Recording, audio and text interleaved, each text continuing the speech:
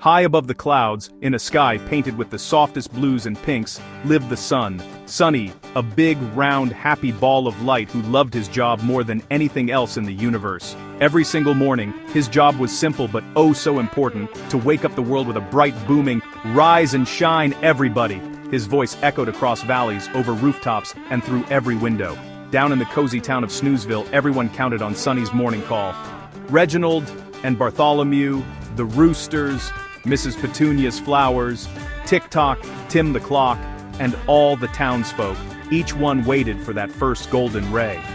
The routine was as smooth as buttered toast. Sunny shines, the rooster crows, the clock bongs, and the day begins with laughter and yawns. It was a dance everyone knew by heart. It had never, ever gone wrong, until today, when something felt just a little bit off. Up in the sky, Sunny wasn't stretching his rays, or shouting his usual greeting. He wasn't even peeking over the horizon. Instead, he was fast asleep, snuggled deep in his fluffy cloud bed, dreaming of comets zooming by, and Saturn's sparkling rings spinning like hula hoops. You see, last night, Sunny had stayed up way too late, giggling and swapping silly stories with the moon. He'd forgotten to set his starlight alarm clock, which always woke him up on time. Down below, the world waited and waited, but Sunny snoozed on, lost in his dreams. The roosters stood on their fences, puzzled, waiting for the first glimmer of light. The flowers stayed closed, missing their morning stretch. Tick-Tock Tim, the old clock, clutched his chime and glanced nervously at the sky, wondering if he'd ever get to ring in the new day. In the bakery, Lily, her dad Mr. Guffaw, and Patty Cake the baker all peered out the window, waiting for the sun to peek out and fill the town with light. But nothing happened. The sky stayed dark and sleepy. Sunny slept on, completely unaware that the whole town was stuck in a sleepy, silent pause. This was not good at all. The world felt frozen, as if time itself was holding its breath. And so, Snoozeville waited and wondered, hoping for a morning that just wouldn't come, at least, not yet. Reginald the rooster puffed out his chest, ready to crow, as he did every morning. He took a deep breath, expecting the first golden rays to peek over the hills and warm his feathers. But the sky stayed dark, not even a hint of pink or orange on the horizon. "That is peculiar!" he clucked to Bartholomew, the old sheepdog, who was just as baffled. They waited together, eyes fixed on the horizon, but no sun appeared. The farm was unusually quiet, as if everyone was holding their breath. In her room, Lily checked her clock. 7:05 a.m., but it felt like midnight. The darkness made her wonder if she'd woken up in the middle of the night by mistake. "My clock must be broken," she whispered to her stuffed giraffe, hugging it a little tighter for comfort. She stayed in bed, puzzled and a little uneasy, listening for the usual morning sounds that never came. Tick-Tock Tim, the town clock, was in a crisis. His big hands trembled as he looked out over the silent town square. His rule, "Don't bong until you see the sun," was written in bold letters on his heart. But there was no sun, not even a glimmer to guide him. Should he bong in the dark or wait? The whole town depended on his chime to start the day. He decided to wait, gears whirring nervously, hoping the sun would show up any second. The whole morning routine was stuck. Roosters couldn't crow, the clock couldn't bong, people couldn't wake up, and flowers stayed closed, their petals tightly shut against the darkness.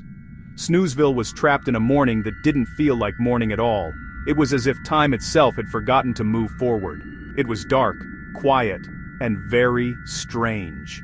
Nobody knew why, and everyone felt a little lost. The dominoes of the day refused to fall. Not a single thing could begin without the sun's signal. The town was on pause, as if someone had pressed a giant snooze button in the sky. Only Sunny, far above, slept on, completely unaware of the confusion below. The world waited, confused and still, hoping for a sign that the day would finally begin. The animals, the people, the clocks, all stuck, all wondering what had gone wrong. The sun was missing, and so was the day. It was as if the world had lost its spark. Would anyone figure out what was wrong? Or would the mystery of the missing sun last forever? Snoozeville waited, hearts full of questions, hoping the sun would soon return and bring the day back to life. The animals were the first to get mixed up. Squirrels slept instead of searching for breakfast. Ducks bumped into each other in the dark pond. Cows, confused by the darkness, lay down to sleep but mooed for milking in their dreams. Birds flew in circles, unable to find worms, while the Grandpa Baumom wondered why everyone was awake. Night and day animals were all up at once, not knowing what to do. Bunnies tried to hide, but fireflies kept finding them with their lights. The whole natural world was topsy-turvy. All because Sonny forgot his super-duper important job. The people of Snoozeville were just as mixed up. Mr. Guffaw dressed in the dark and wore a banana instead of his rubber chicken tie. Mrs. Guffaw giggled, "Are you planning to be extra appealing today?" At the bakery, Patty Cake grabbed salt instead of sugar, baking salty muffins. The mailman delivered mail by flashlight, and the cat chased a bat, thinking it was a bird. Lily dressed in the dark, putting her shirt on backwards and shoes on the wrong feet. She and her dad giggled over their silly mistakes. Breakfast was a mix-up, with the dog happily eating both cereal and kibble. On Main Street, cars sat at green lights, mistaking headlights for stars. Nobody moved, just stared at the stars and honked. The whole town was a silly, sleepy mess. Nothing worked as it should, all because the sun was still asleep. High in space, Twinkles the littlest star finished her night shift. She noticed the sky wasn't getting brighter. Sunny was missing. Twinkles zipped to Sunny's cloud bed and found him snoring, alarm clock unplugged. "Oh, my constellations," she gasped. She knew everyone depended on Sunny. Twinkles was small, but she had to try. She couldn't shout loud enough to wake the world, but maybe she could wake the sun. She thought of Lily, the cows, and Mr. Guffaw's banana tie. Twinkles took a deep breath and flew toward Sunny's giant sleeping face. She was scared, but she had to be brave. Being dependable wasn't just for big suns. She had a plan, small, but it was all she had. It was time to wake up the sun. Twinkles fluttered up to Sunny's giant snoozing face and squeaked as loudly as her tiny voice could manage. Excuse me, Mr. Sun, sir? Wake up!" But Sunny just kept snoring, his cheeks puffing in and out with every sleepy breath. The world was waiting, but Sunny didn't even stir.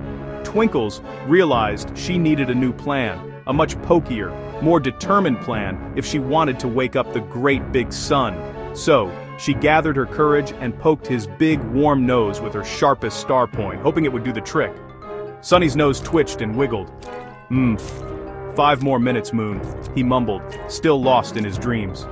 He rolled over, pulling his blanket tighter and making it even harder for Twinkles to reach him. Not giving up. Twinkles zipped right up to his ear and squeaked, "Wakey, wakey, Sunny!"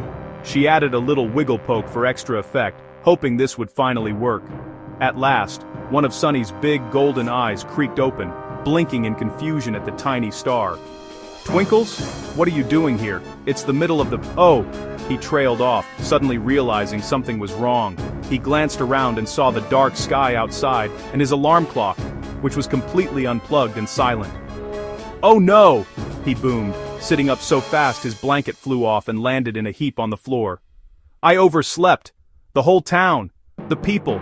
The roosters. Everyone's waiting for me. I'm so late." He turned to Twinkles with a grateful grin. "Thank you. You're a real hero for waking me up just in time." There was no more time to waste. He had to get moving right away. Sunny leaped out of bed, stretched his arms wide, took the biggest, sunniest breath ever, and got ready to shine brighter than ever before. The world needed his light and warmth. It was finally time to bring back the day and fill the sky with sunshine. Thanks to Twinkles, the sun was finally wide awake and the world could shine once more. With a mighty apologetic shout, Sunny yelled, "Rise and shine, everybody! So sorry I'm late!" His light zoomed down, chasing away the shadows. Snoozeville snapped back to life. Roosters crowed, clocks bonged, flowers opened, and cows stood up. Mr. Guffaw swapped his banana for his tie. Patty Cake started a new batch of muffins, and Lily fixed her shoes. Drivers realized the stars were headlights, and finally drove off laughing. The whole town was full of funny stories about the mixed-up morning.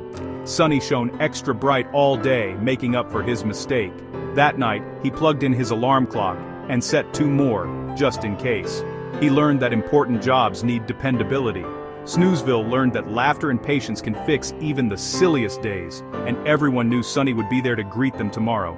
The day was saved, thanks to a little star's big courage. And so, Snoozeville's mornings were never quite the same, but always bright.